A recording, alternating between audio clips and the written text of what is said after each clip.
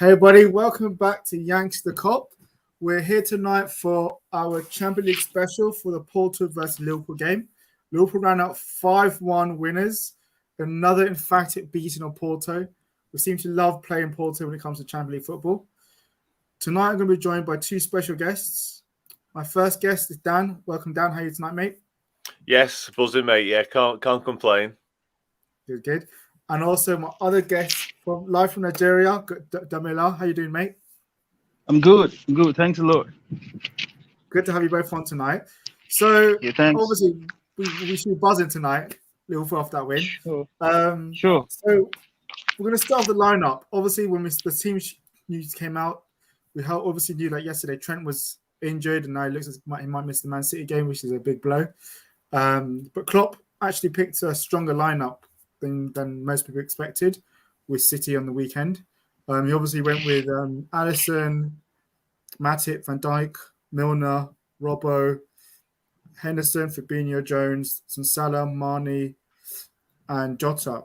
So we'll start with you, Dan. Were you surprised with that lineup with Man City on the weekend, or did you think he went with the right lineup?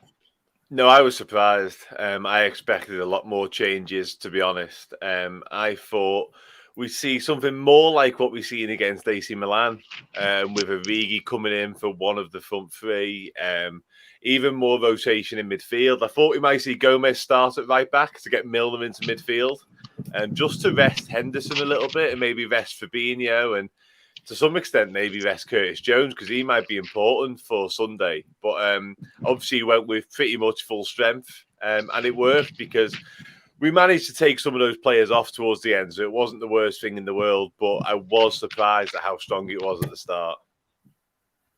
Yeah, me too. Damila, I think if you just adjust your lighting, you're a bit dark there, I can't see you. What do you think about the lineup? Yeah, it's been cool for me because coupled with the fact that we have injury crises and stuff like that, seeing James Milner playing at the left flank really makes sense for me because he's been solid. If you watch the last match we played against Crystal Palace, he actually played well, and then obviously it's a good one for me, to be honest. It's a good one for me, and I just can't complain at all because we have a couple of injuries, and then we have to just change stuff like that. So it's a good one for me, really. 5-1. Damn, that's a cool one. That's good. That's just good. Yeah, I think I agree. Actually, I was a bit surprised by the lineup. But in the end, obviously, he was able to rest quite a few players in the second half. So it all worked out very well. So just going into the game, I think obviously Liverpool controlled this game from start to finish. We totally dominated Porto. They couldn't get the ball off us at times in the first half. And I think the Salah goal was a very warranted goal. And probably we should have scored before that. So going with you, Dan, were you surprised it took the Salah goal to score? And what did you make of the goal by Salah? Yeah, I mean, it was good goals. Curtis Jones makes it, doesn't he? We could all say the keeper should do better because he probably should. But we could probably say that for the next 4 goals as well, if we're honest. The keeper, I'm pretty sure, was on our side tonight, to be fair. But, yeah, I mean, you're right in what you say. We dominated. We overrun them at times. We didn't let them get out, which is kind of what I expected in a way. Because even though they're a decent side, they're a side that in their domestic league dominates games, especially at home. And I thought if they try and play football against us, they're going to suffer. And that's what happened. The first 10 minutes, it was too open. You can't be that open against us because we're just going to overrun you.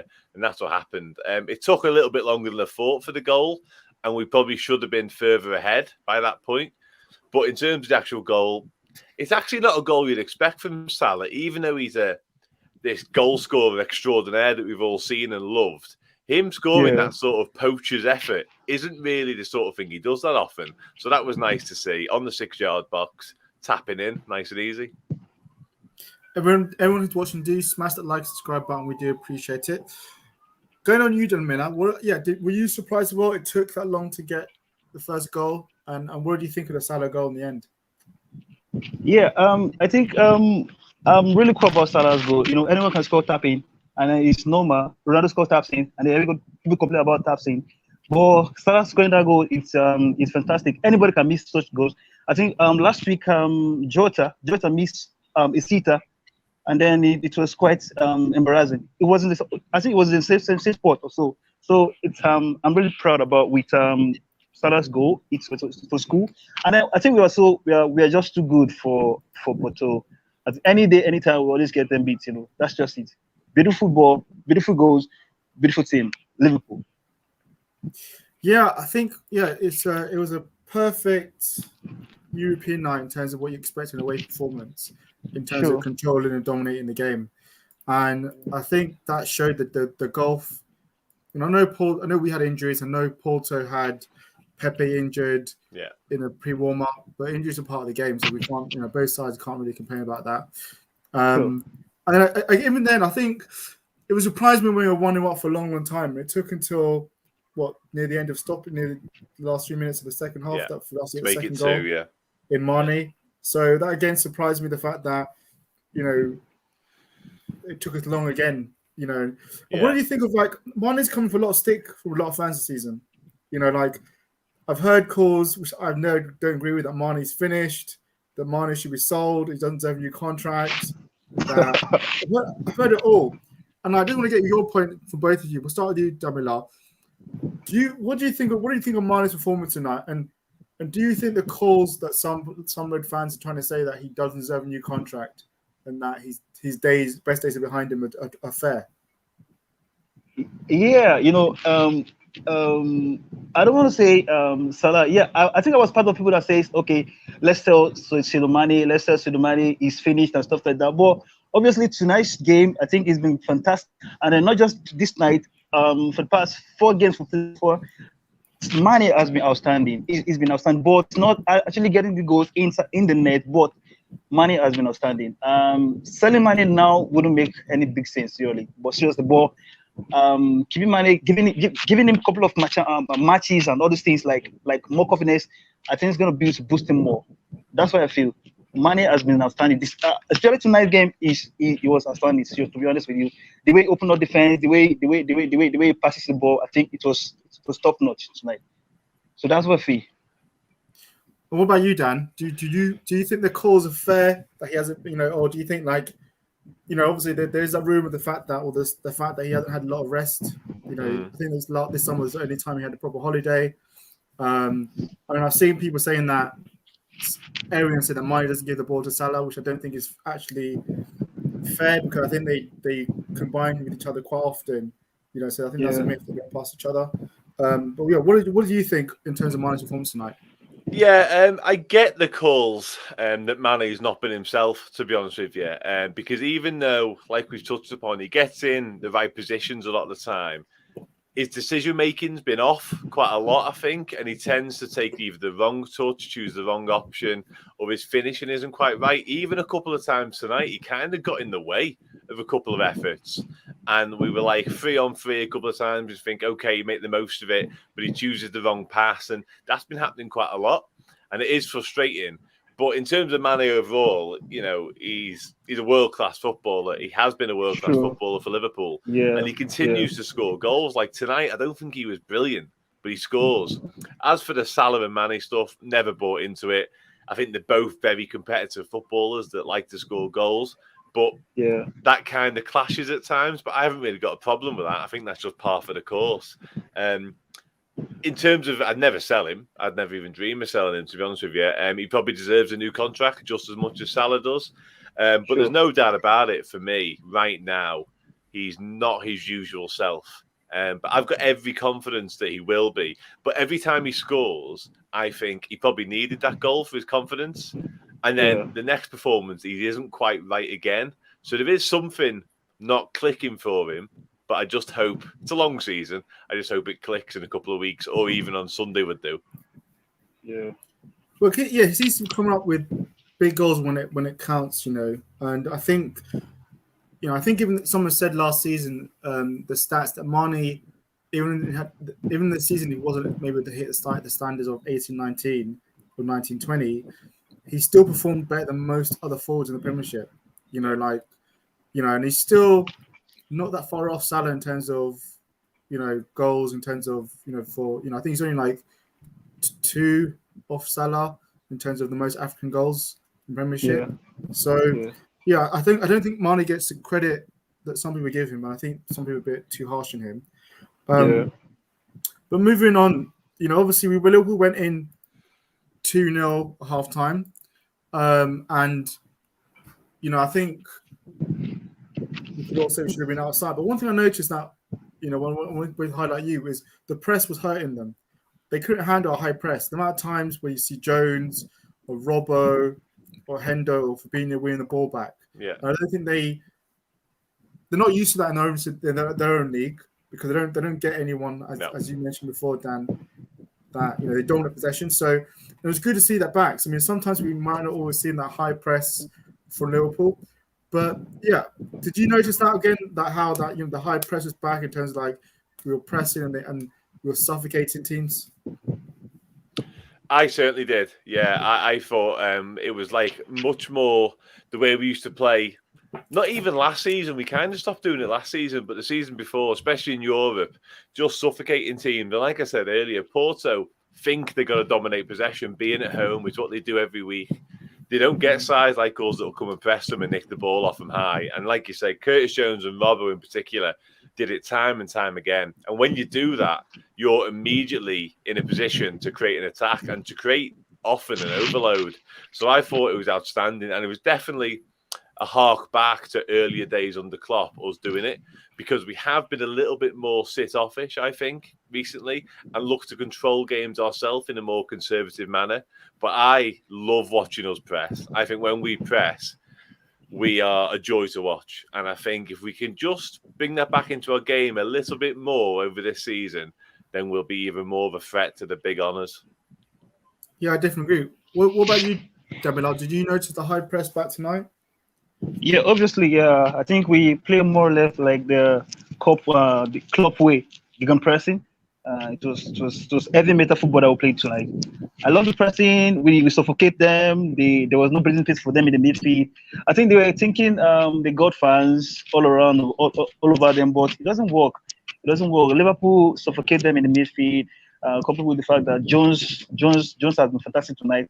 Like he's in his best form tonight. Like I had problem with Jones at the start of the season, because I was thinking Elliot came in and then he bossed the midfield, and then Jones, there's no chance for Jones. But tonight Jones really surprised me, and then he bossed the midfield. I wasn't saying like he's even better than Pogba, because he gave 3 assists in a single game. It's not easy, It's not easy. I think it was a very good game for us tonight. Fantastic football. Good pressing and then heavy metal football. That's what Klopp loves. It's cool for us. It's cool for me, seriously. Yeah, I think it was. Yeah, I agree with you that. I think for both of you that it's good to see the pressing back, and obviously when Liverpool can do that pressing, it does take us back to like the olden days of Klopp's first couple of seasons where we pressed. I think maybe I think we're playing a bit more controlled, because maybe that pressing style is quite intensive. Yeah, and it does take control. Yeah, so it could be the reason why we're doing it not all the time as we did before. But at least it's good to have the locker. I thought for most of the game, what I wanted to highlight the defense, because obviously the defense came in for stick against Brentford. People weren't happy with the defending against Brentford. I had to say I was one of those that was very critical of our lacks of those of defending against Brentford. Sure. What I thought tonight, barring obviously the goal in the last, when Porto got their goal, but during the night I thought Matip and Dijk were excellent, and Robbo was excellent. I thought Milner was excellent. So it was good to see like they were dominating everything. There was controlled. There was like dictating the tempo of the back. And it was just good to see, that's going to be the 5 that's going to start against City. So it's good to see that when that core looked solid and looked unshakable. With you, Dan, as well. Like, how were you impressed with your defense before obviously you could see the goal and made the changes? Yeah, I was really impressed. I was really impressed with Milner. I think it's important to highlight him in that. I mean, you're dead right in what you say in terms of the whole back 5, but James Milner coming in again against probably their best player in Diaz. Like, he's probably the one who posed the most threat. And Milner pretty much shut him out. I think he had one sort of half shot that he didn't really get hold of. So, yeah, I think it was a really impressive performance. I wasn't too dismayed with the Brentford performance at the back, to be honest. I just give a lot of credit to Brentford for that, to be honest, more than actually blaming us. I think they just posed a challenge that we didn't expect. But tonight, I thought we were in control for a large proportion against a decent side who can cause problems, but they didn't get a sniff, did they? Van Dijk was imperious as ever. I thought Joel Matip was much better because he lost a few headers on the weekend against Ivan Toney, which I was disappointed with, to be fair. I thought Joel Matip, big, strong, should win most of his headers, but he didn't. But yeah, I was really impressed. Robertson was much better because I think he suffered a little bit. Even in attack, I thought he was far better tonight in attack. But yeah, my main point would definitely be James Milner coming in at 36 and performing like that. I thought he was outstanding again. Yeah. What about you, Damila? Did you notice a massive improvement in the defense tonight? He's gone. Maybe his connection's gone. Yeah. So I also as well was quite impressed with defense, and I thought that the defense was really impressive. Yes. So this is going with you, Damila. What did you make of the defense tonight?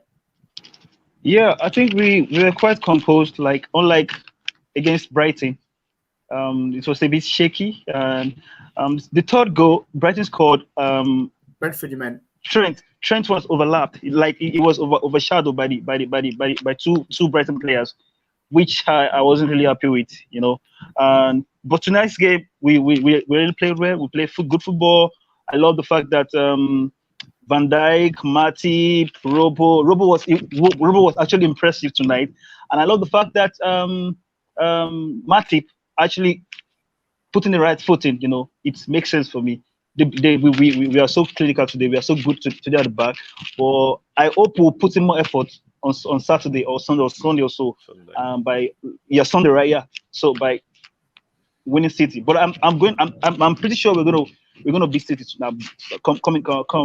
By Sunday we're gonna beat City. It's pretty sure. Yeah, I think I have to agree that I think Matip was much more improved today in terms of getting across and covering the right Milner. I don't think he did that well on the weekend with Trent. At all. No, and I don't think any defense really covered themselves in glory that weekend. But I think tonight they were really good, and they were very impressive for long stretches of the game. And Porto just, like I said, Diaz is probably the best player. We just had most of their best players in the back pocket, and they just couldn't get out of their half at times. Yeah. Then obviously, going on to Salah's second goal. I can't stop scoring. He's breaking Roger Hunt's record on the weekend. What did you guys? Obviously it's again.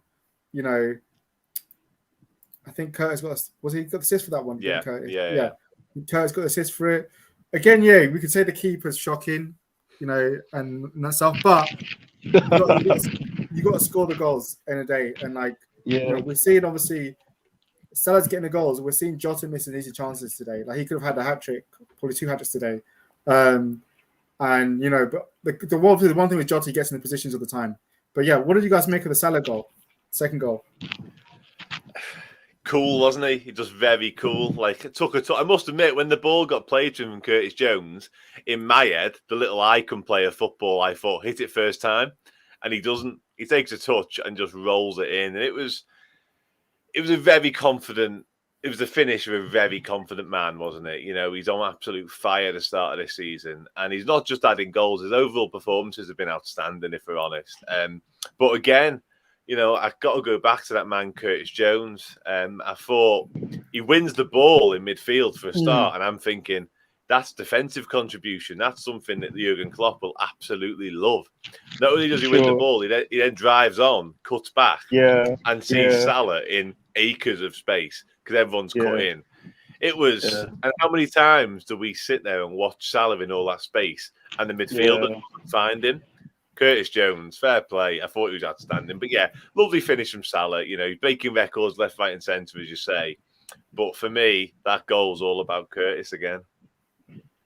Yeah, just before I come to you, just read some of the comments here before I come to you, Damina. Chris Welch said, obviously, it's come for the night, warm up for the big game at the weekend. We should be sending the Christmas card to the Porto keeper, though. Yeah. He's got Jones as man of the match. Yeah. Yeah, so going on to you, Damila, yeah, what did you think of Salah's second goal? Yeah, obviously we don't really appreciate Salah enough. Salah, like I said on my tweets this evening, he's the best winger in the Premier League ever. He keeps scoring goals for the past 4 seasons. He's been outstanding, really. Keeps banging the goals, breaking records, setting records, and all these things. Like it's not really easy for an African man. No, it's not easy. I think Salah is on another different level of his own. So the second goal was more or less like a sumptuous goal for me. Coupled with the fact that Jones steals the ball from a midfielder and then he drives in, opened up the defense, and he gave the pass, and Salah just slotted in. It was massive. Massive. Salah is the best winger in the Premier League. Not just in the Premier League, in the world. Like in the world, is the best. Like 5 consecutive seasons, for God's sake. It's not easy. Like seriously, Yeah. He's not getting the credit. He's not getting the credit he deserves. And I think we should start giving him that credit. He deserves it. Seriously, it's the best ever. Take it or you leave it. Everyone watching, do smash that like and subscribe button. We do appreciate it, as I mentioned before. Yeah, so I think I have to agree with you there. I've said Salah's the best player in the world right now. On form wise, I don't think Messi's performing to top level. It's not Ronaldo. He's been outperforming Neymar for the last 3 seasons. So I know people might say Lewandowski, but I think he's German league, German tax. So in terms of, I think Salah's the best player right now in Europe on form wise, and obviously the fact that I think I saw that even for assists, the last 3 seasons, he's got the 4th most assists in the Premiership. So he's more of a goal. He's not just a goal scorer; he's a complete player. Yeah. And the fact that that we're very fortunate he plays Liverpool. Because the guy can't stop scoring. So I'm hoping more of the same on the weekend, because that's the game we're going to need him big time. So just want to highlight Jones now. I know we've spoken briefly about Jones, but he's got 2 assists tonight. He scored a goal, deflected goal maybe against Brentford, but even still, he was still arguably our best player against Brentford. Tonight, he's got 2 assists. People as well did question, I think Damila mentioned it, that, Harvey Elliott overshadowed him when he broke in, and everything. What about Curtis Jones? Because in the back of last season, you're thinking, well, Jones was the one breaking in, but Harvey Elliott overtook him, and now Jones has taken his chance. And he's played very well. And I think even like Chris Welch has given Jones man of the match, and I think if hard pressed could not give him to him tonight, even though Salah scored 2 goals and stuff. But we'll start with you, Dan. Like, what more can you say about Curtis Jones? Because he's the one criticism sometimes people have of Curtis Jones is he holds the ball on too long and doesn't quick enough. That's the one criticism. But I said, for me, if he can get out of his game and play the ball quicker and get more in the box, because when he was under 21s, under 23s, he was a much more attacking player. Yeah. So we know he's got his lock up. So if he can just bring more of that out, he's going to be a very big player. So what can you say about Curtis Jones? Yeah, I was leading the Harvey Elliott fan club earlier in the season, and I think we're dead right in terms of his sort of burst onto the scene made us all forget about Curtis Jones, and I think we were all wrong, because Curtis Jones is an outstanding young footballer, and we've seen it in bits last season, and we've seen it again now. And fair play to the kid for seeing Harvey Elliott and going, you know what? He's took his chance, hasn't he? He's thought, yeah, sure, brilliant, but whenever I get my chance, I'm going to be equally as good. And if Harvey Elliott was fit now, it'd be a really difficult decision to make between them two. Sure. Because fair play to Curtis Jones. I thought when he first came into the first team, you're right to mention his under-23 stuff, because he was better than everyone at that level, so he could do what he wanted. He had a free roam. But when he came into the first team, he couldn't do that.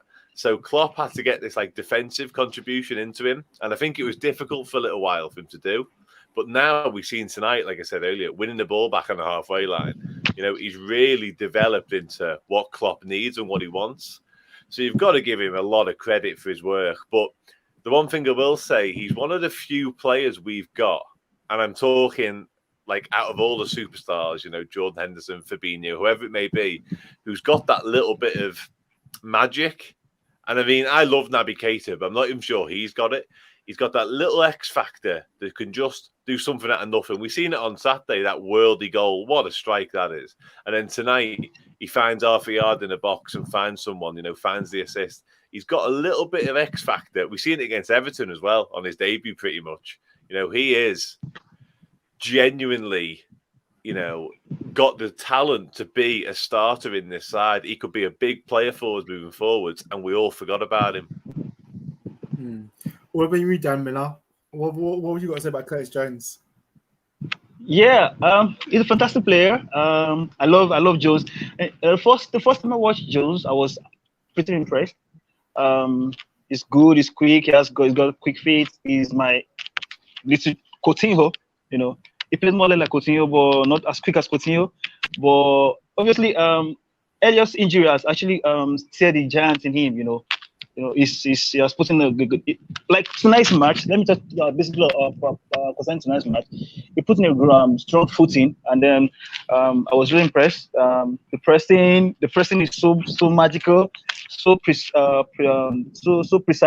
The passes, everything. Like I'm pretty much impressed with Jones tonight.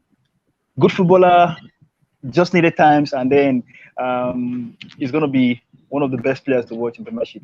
Jones, Elliott, those guys are gonna be light. They're gonna be light. Yeah, I think Jones is the world at his oyster. If he could just keep this up, then he's gonna have a big season for us. Because, sure. He's got it all there in his locker, and the fact to do it in a big European night away is not easy. So, he was very impressive tonight, Jones. I want to also just highlight Milner because, before the game, there were a lot of people who were despairing the fact that Trent wasn't fit today. And I said, look, I tweeted that Milner can hack it against Porto and Man City, because, he comfortably dealt with Diaz, who's Porto's best player, who had like 5 goals in 7 games before coming to this game. On the weekend, he's going to be up against Grealish. He's not the fastest. He's more just like technical player, but he's not quick. So he's not going to leave Milner off the pace, So I don't feel that, Milner would, and also Milner's the fittest player in our squad. He's the one in the summer holiday you've seen doing like 10-mile runs on holiday in Miami and stuff. So, and the fact again, when he played Zaha, he put in a top performance against Zaha. Tonight, he put a top performance in. I think the fact that he's 36, he plays like sometimes he's 25, 26. Sure. Yeah. So I think again tonight he's produced another top class. He's got an assist for Mane's goal. Absolutely. What more can you say about Milner? So yeah, we'll start with you, Dan. How what more can you say about Milner? Because he's the best free transfer ever. Yeah, he is. I agree with everything you've said. I really do. And for me, the Trent thing, bizarrely for defender, isn't about whether he can cope defensively, Milner. It's about what we miss going forwards with Trent. Like, these 2 games, in a strange way, aren't the worst 2 for Trent to miss, if it is just these 2 games. Because I agree, Milner can cover for Trent defensively, and he's not the worst going forward, being a midfielder by trade. You know what I mean? We've seen tonight, his delivery is good. He was on all the corners. He's an attack-minded player by trade. But from right back, we get so much out of Trent. Like, so much of our play goes through that side with him. Him and Salah, the link-up down there is second to none. Like, early season with Elliott, I thought we were going to run rings around every single defence with those 3. It was a joke. So that's my main concern with the Trent situation. Not necessarily whether Milner can cover the defensive work, because like you say, I think he can, and he already has done twice this season. It's what we miss with Trent's right foot from the right-hand side that worries me. Switching play to Robertson. I mean, the kid is an absolute genius at it, and it just changes the whole dynamic of our attack.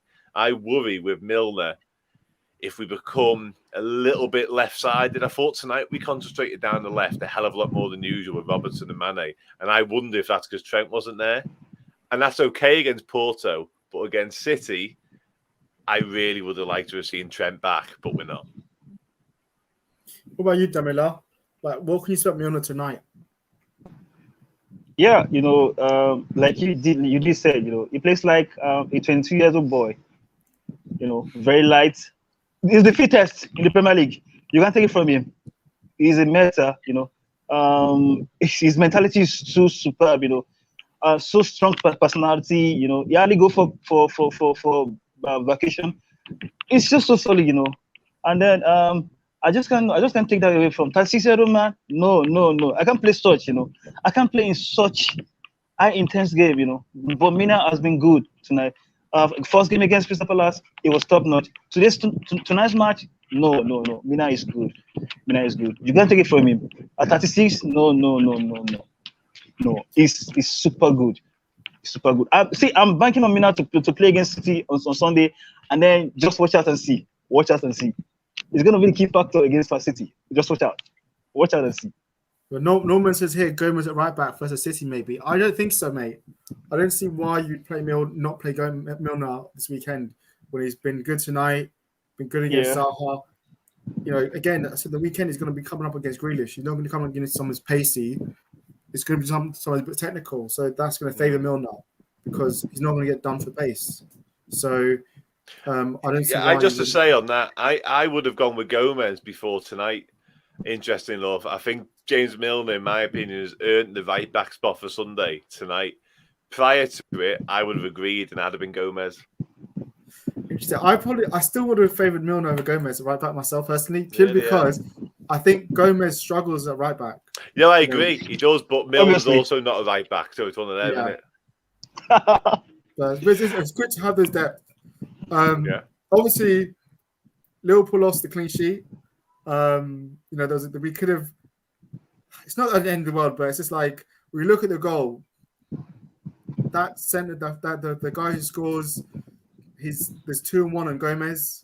Ox is just stood in the end of the box, marking no one. Could have run back to help.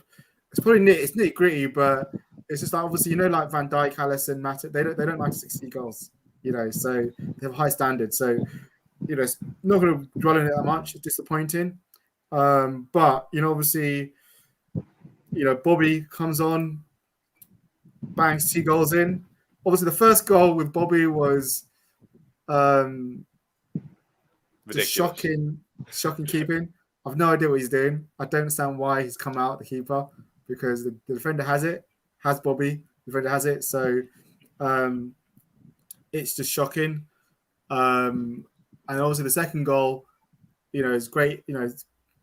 Jones hits the ball bounces in, and great quick finishing to put the ball in the back of the net by Bobby.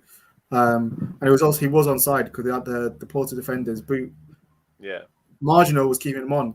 But what did you make of Bobby coming on to get 2 goals? Because we all know, like in big games, he's Klopp's go-to. So when Bobby's fit, he's the one that Klopp started.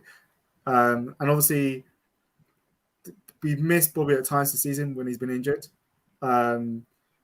because I think he keeps everyone on their toes, because there's another player there that could start if you're not on your game.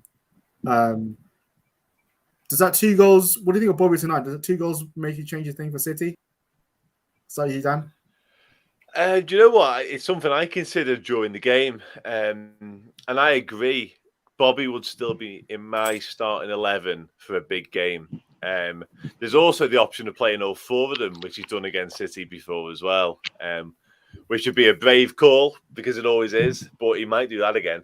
But yeah, in terms of the front 3, I think Bobby has definitely put his hand up to start on Sunday, hasn't he, with 2 goals. And I seen someone tweet, bringing him on with 20 minutes to go when you're already 3-0 up is basically like taking the mick, essentially, because he just starts showing off and doing all kinds of mad flicks, and he's just an absolute joy, I think, to watch when he's like that. But yeah, 2 goals tonight for him, probably what he needed as well, because he's not exactly been flush with goals, just back from an injury, really important. and it has give a serious selection headache to Klopp ahead of Sunday. And if I was picking my side, he'd be in it in between Salah and Mane, to be honest with you.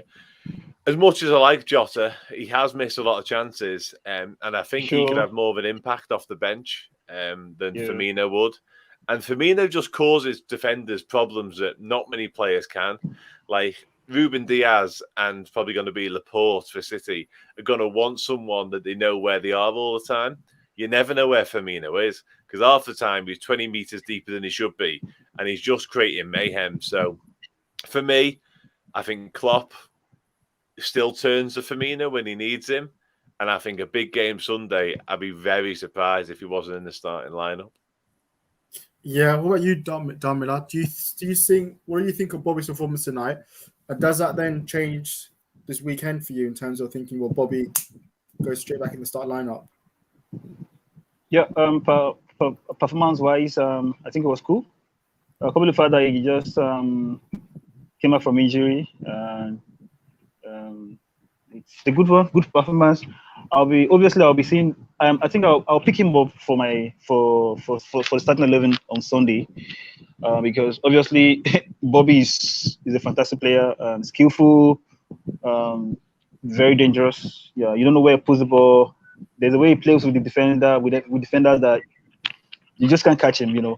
So obviously he should be starting on Sunday. He should be starting ahead of Jota. Jota have made a couple of sitters that we should have very. Imagine against Brentford, he had a sitter, he wasted it, and which cost us 3 points. So I think Bobby should be starting ahead of Jota. Come on Sunday. He should. It's gonna be it's gonna be a big call. Just want to go here into the chat. Norman says if Sterling goes down the left, Gomez to deal with him. If it's Grealish, then you're right, Milner. It can always change in the game. Yeah. Interesting call that. But going here with Jota Bobby, I think it's a difficult one because obviously I wouldn't want him to play all four because I don't think it worked when we played them last time. Yeah. The thing with Jota, he gets into positions all the time. But I said before, like if Jota was just a bit more clinical, we were saying his world-class ability. Yes. Because that's the only reason why I wouldn't say Jota's world-class is because he's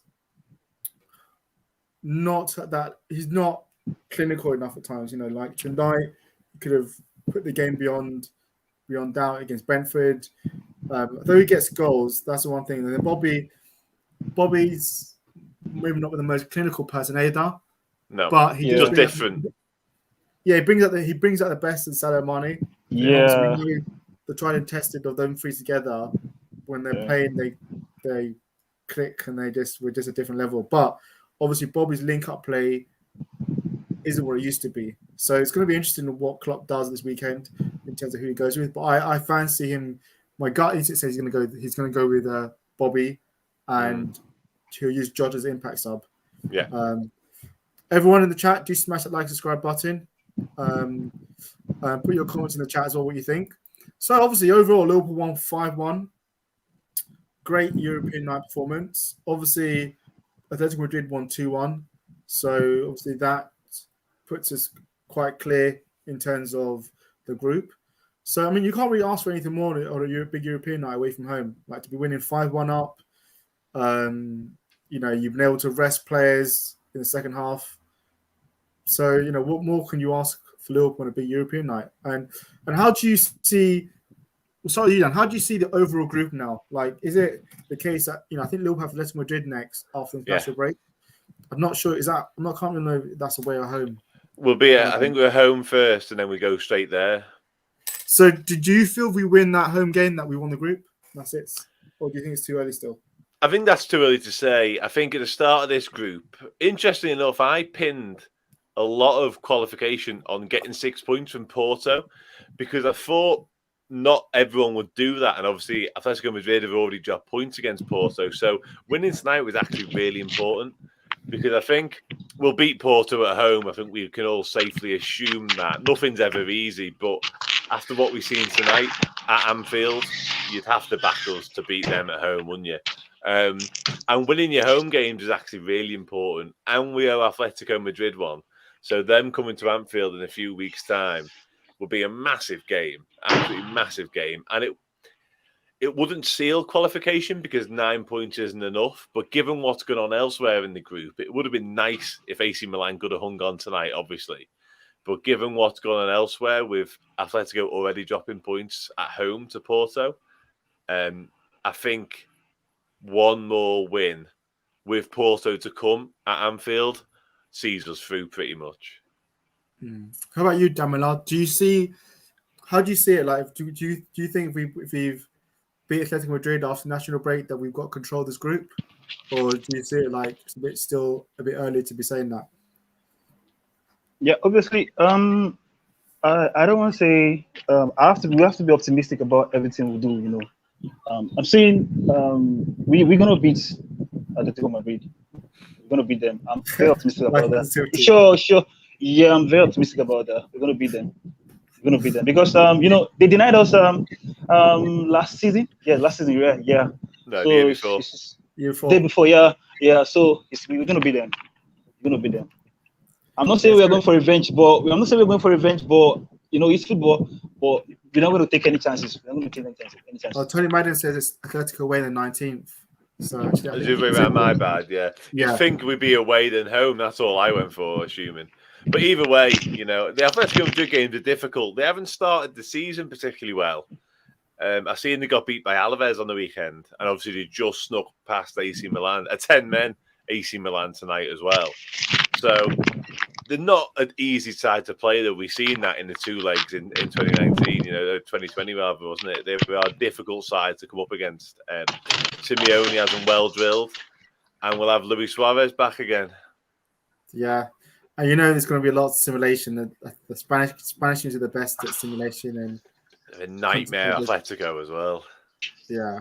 So I think the key for us is we have to score to get the early goal first. All right. I think we missed out the man of the match prediction. So who's your man of the match, Dan? Oh, I mean, if it isn't obvious enough already, I couldn't have spoke more about him. It's Curtis Jones. Like, you're right to mention Salah's goals in the conversation. We could probably mention James Milner in the same conversation because I thought, especially out of position, I thought he was outstanding. But yeah, Curtis Jones, like everything about that performance, especially from a lad of his age, European night away, to step up like he did and run the show really against a top European side, which is what they are. 2 times European champions, dominate their own league. It's Curtis Jones, without a doubt. How about you, Damila? Who's your man of the match? Jones.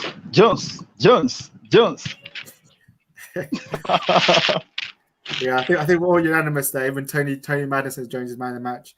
For me as well. I can't, Jones. I have to hold my hands up. Sometimes I've been his biggest critic. There was a part of me that didn't think he was going to make it because I just felt like I didn't see because also there's a point where Klopp was trying to make him into the Ginny kind of mold. Yeah, and I was like, I didn't want to see him as a Ginny player. No, he needs a freer role than that. He's very high energy. We've seen from his pressing, but he's too creative. He's too sort of flamboyant to play the Wijnaldum role. Wijnaldum was almost tamed by us. He had a little bit in him, but he could just do the simple things well. Curtis Jones wants to do too much to be him. Yeah, that's what I felt. So we see more of this Jones tonight. That's getting assists, getting goals. That's looking really good in terms of winning the ball at the pitch. Then this guy's has a high ceiling and can go far. But obviously we're going to end on that note because it's a bit late now. But yeah, Liverpool picked up a great 5-1 win. We've thrashed Porto again. So can't we play Porto every week? It's because we seem to love that. Even their stadium, that's basically should be the second Anfield because we love it. Whip them all the time there. But so like I said, everyone in the chat, you've been amazing as always. We appreciate everyone. If you haven't done, do smash the like, subscribe button and tell other people to join the stream. And that will help us grow the channel. Dan, it's been a pleasure having you on tonight. We'll definitely have you on again soon. Good man, appreciate it. Thank you. Thank you. Nigeria. We'll definitely have you on again soon. And everyone else, Yeah. we will be back on Thursday for our Manchester City versus Liverpool preview. And then we'll be doing the live watch along on Sunday. Sorry I missed today. I couldn't, late because of work, so I couldn't do a watch along today. But we'll be doing it on Sunday. We'll do the post match again on Sunday as well. So keep an eye out for those. And then next week, we're going to have James Pearce on one of the days next week. Still to confirm the date with him, but he's going to be on. So it's going to give us a season review so far. So do watch out for that. So we've got big shows coming up. Otherwise, everyone have a great evening. Up the Reds. Thank you. And Thank you. we'll see Yeah. you all soon.